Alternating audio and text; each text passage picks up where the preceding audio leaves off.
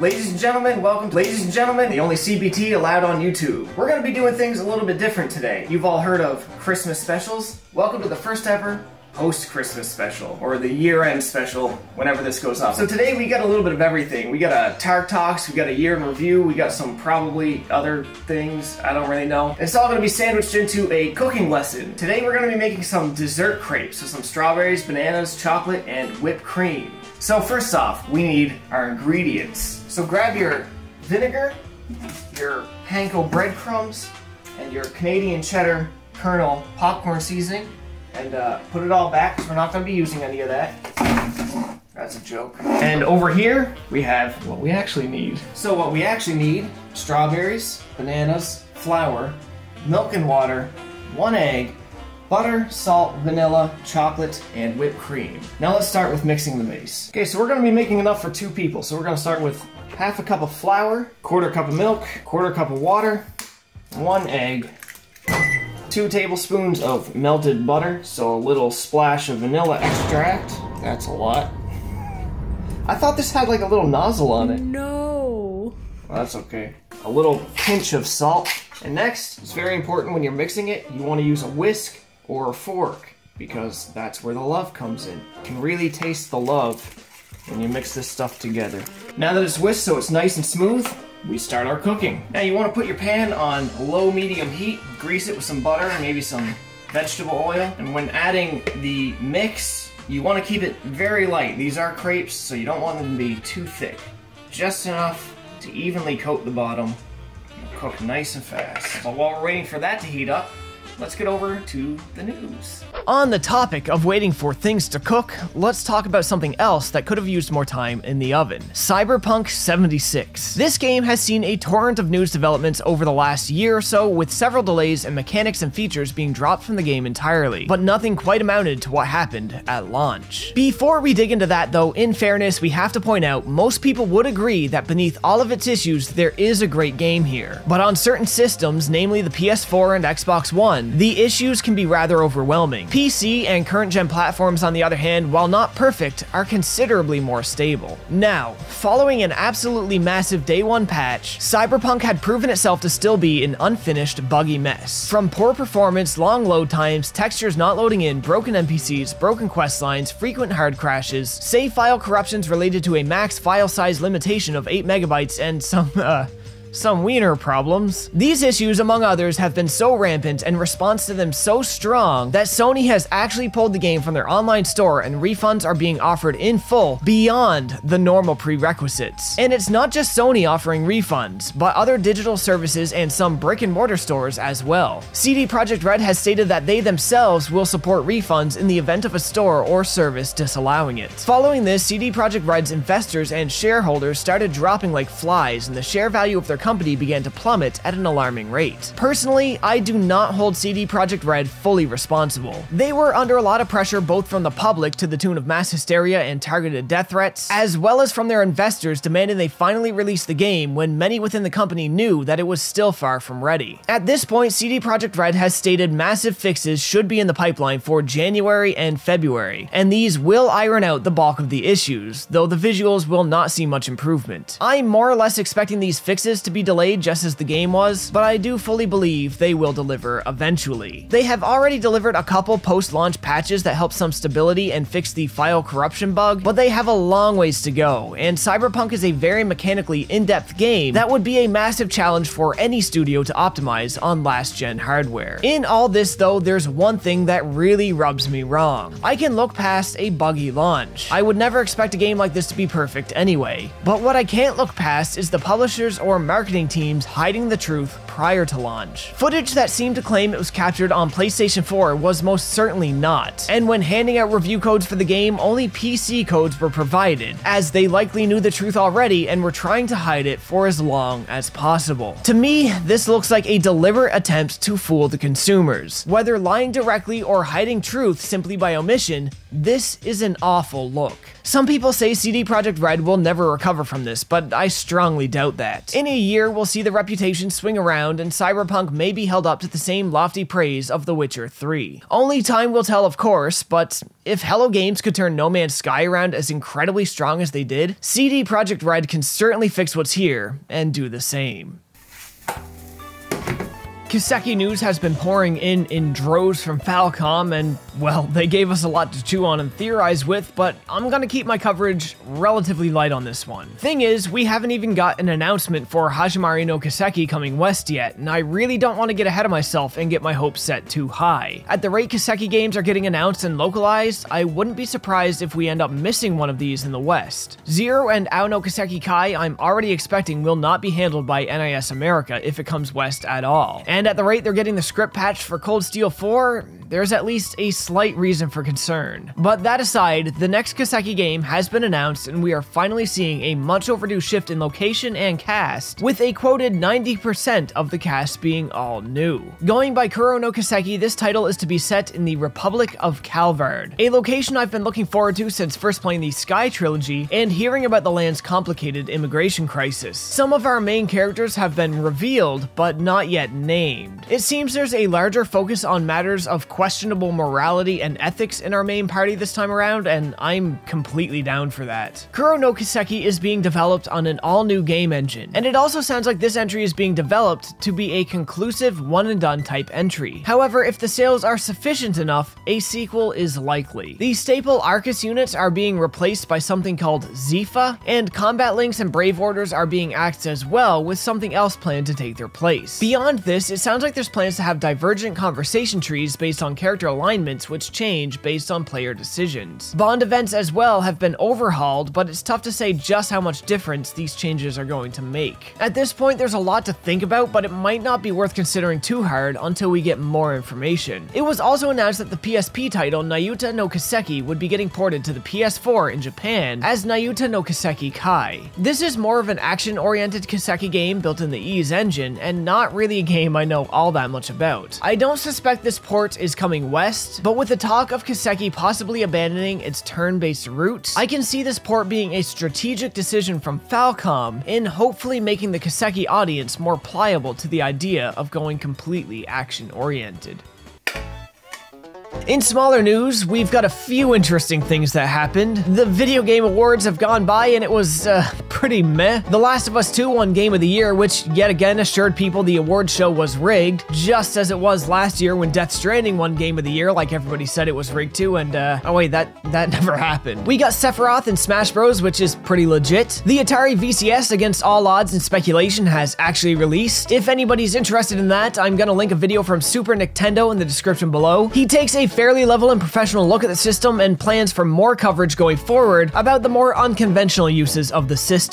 And the last story I want to look at today is GalGun Returns. I had a laugh about this one a couple months back when it was announced and would be coming to Xbox and not PlayStation. Something I recall remarking was the result of Sony digging themselves a grave for games of this type. Well, as it has recently come to surface, the laughs are over. The Xbox version is now cancelled and the game will only be released on Steam and Switch. Though the reason given isn't exactly direct, it was stated by Inti Creates that they cannot guarantee a similar game experience across all platforms, with Microsoft being the odd one out. Because the experience there would have been different, they have decided to drop that release. While a statement like this could mean that they weren't able to optimize the game for that system, that seems incredibly unlikely. The ongoing speculation is that Microsoft requested sensorial changes be made prior to release on their system. This is something you really hate to see, but if this is the case, it wouldn't be the first time. GalGun Returns is a remake of the game that started the series and first released on Xbox 360 10 years ago. Though it released there 10 years ago, it wasn't exactly free of controversy, with Microsoft forcing a post-release patch to censor some of the more lewd aspects of the game. If this is history repeating itself, I gotta give Inti credit for sticking to their guns and refusing to change their product. While I feel for them and their loss of income, rewarding platform holders for stifling killing their creators like this isn't exactly a card in my deck that I like to play. Sadly, it feels like my deck is getting more and more of these cards as time goes on, and it's getting really hard not to play them if I want to stay in the game at all. But at least we have Nintendo, and their massive role reversal this generation. Other platform holders could stand to learn a thing or two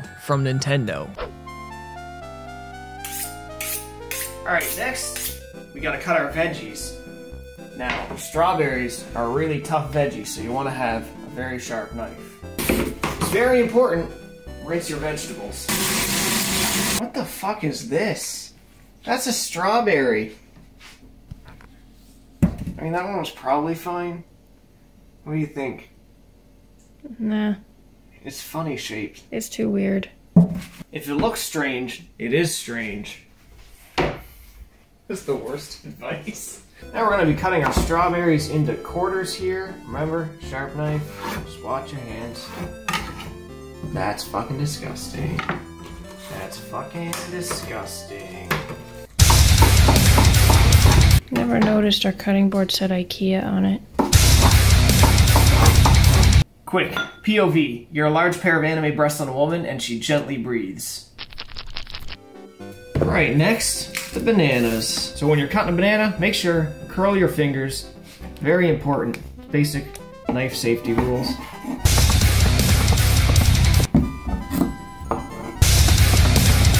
Alright, now that all of our veggies are ready, the only thing left to do is to prep the crepe. But before we do that, let's move into the year in review.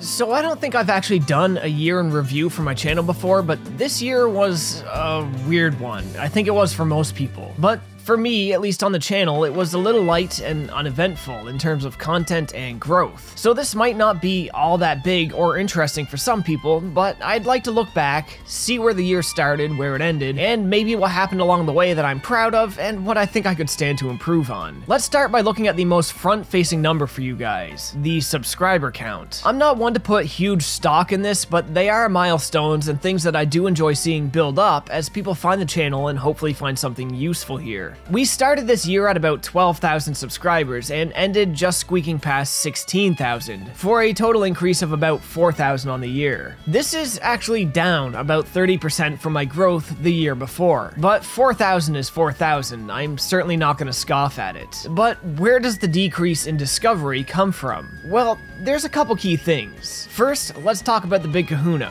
One of the best ways to fuel discovery on any game review channel is to cover games as they are releasing, or if possible, with pre-release reviews. The early bird gets the worm, as they say, and this year, for a number of reasons, I didn't cover as many games prior to release. On one hand, there wasn't as many games releasing this year I was all that interested in. 2020 in general felt like kind of a down year for niche games until the last 4 months or so. But among the games that released in the last quarter, I only had a point of contact to get a review code for one of them. Lack of contacts aside, however, I also didn't request as many codes because my work schedule has been making it really hard to beat the games in time for embargoes. But the embargo is something that I hold myself to. Technically speaking, I don't have to release my reviews as soon as the embargo lifts, but I've always felt this misplaced responsibility to my contacts to do just that. Like I'd be letting them and myself down by missing that date. I know that's not the case, and I'm plenty free to release reviews later, but that's something I really need to get in the mindset of. So because of this, I didn't end up requesting many review codes, and I certainly wasn't going to start requesting codes for games I wasn't interested in just to fuel the growth of the channel. But this isn't the only thing that really slowed things down. The algorithm, of course, plays a huge role, and for various reasons, this is not something I was able to appease as strongly this year as years previous. Having axed smaller programs that I used to use to keep a healthy flow of content, such as waifusware, and having not been able to find anything I really thought filled that gap in a way that I was comfortable with, my overall output has decreased, and less uploads means I'm hitting the algorithm less. I get less discoverability, views, and subscribers. So my output was smaller and my focus more narrowed, but I've also made some of the videos I'm most proud of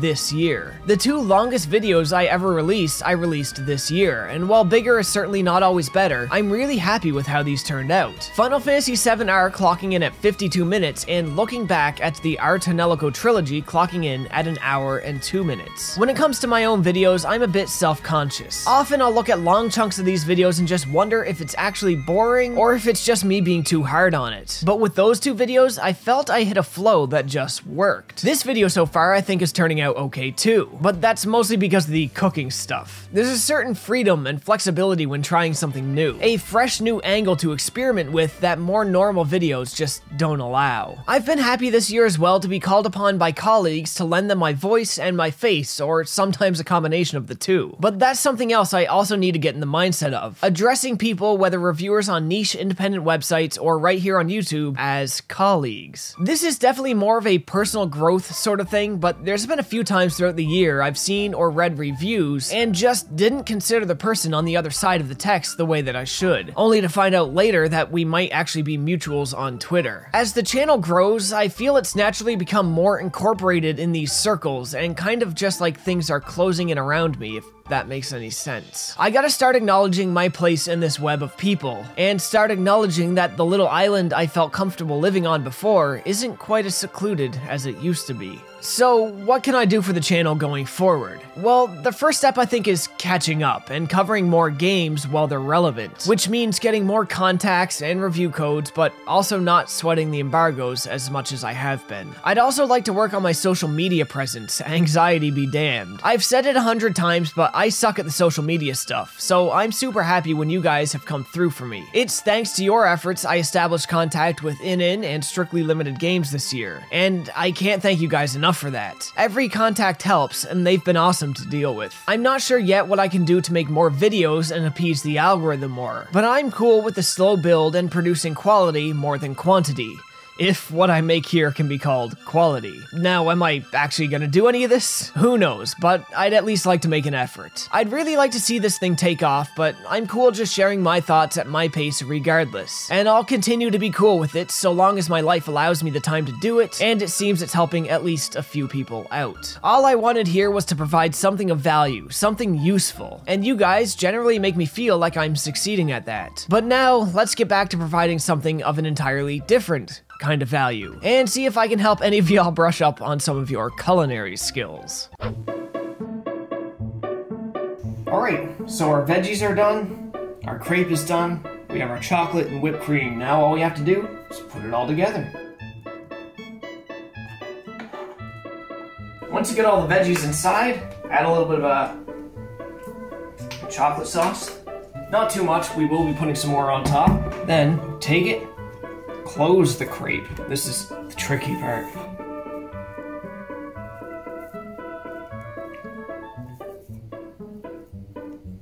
Alright, the crepe is closed. It's looking pretty good. Now for the whipped cream on top. And a little bit more chocolate. And there you have it, a diabetic vegetable crepe.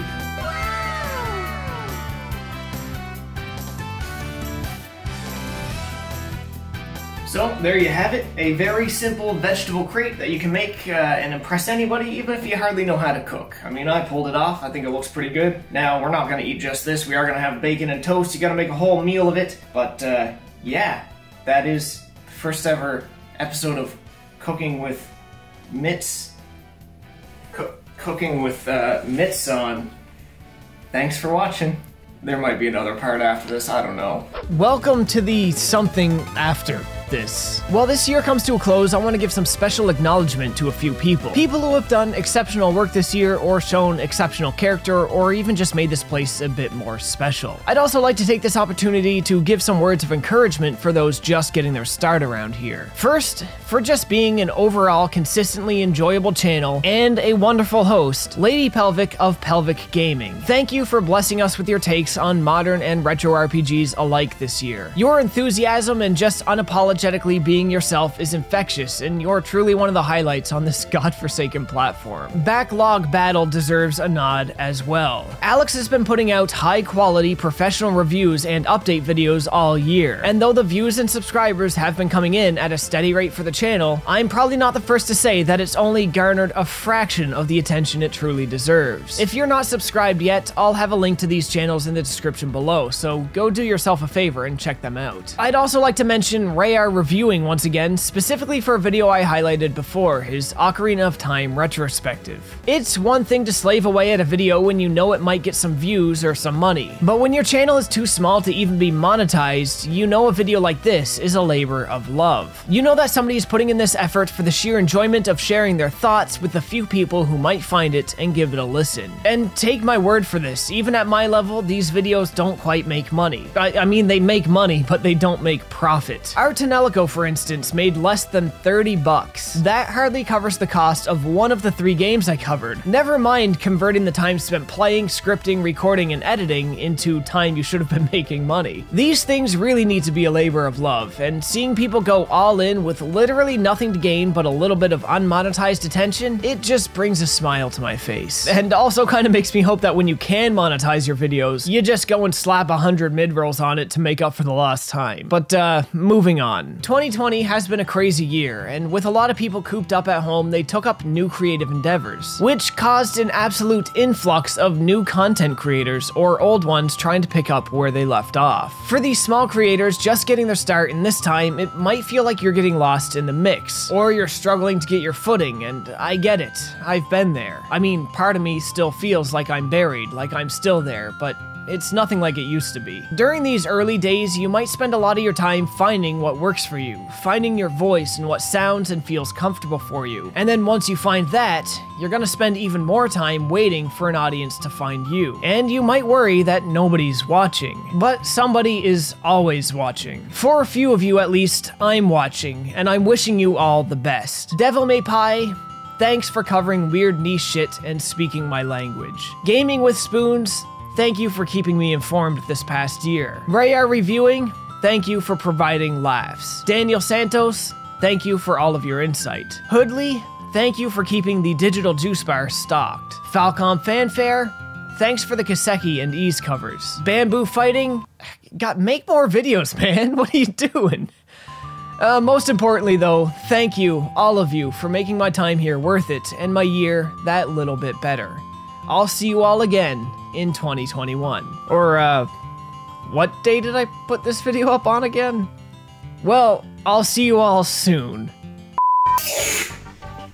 Oh god. There's a lot of aerosol there. Oh, that one's fucking disgusting.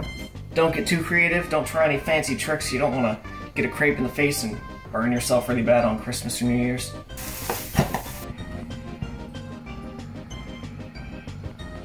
Maybe you want to make something that... shit. Today we're going to be making some fruit crepes. I don't like the sound of fruit crepes. Do I need cinnamon in it? No. Oh. We'll be needing milk and water, 1 egg, butter, salt, vanilla.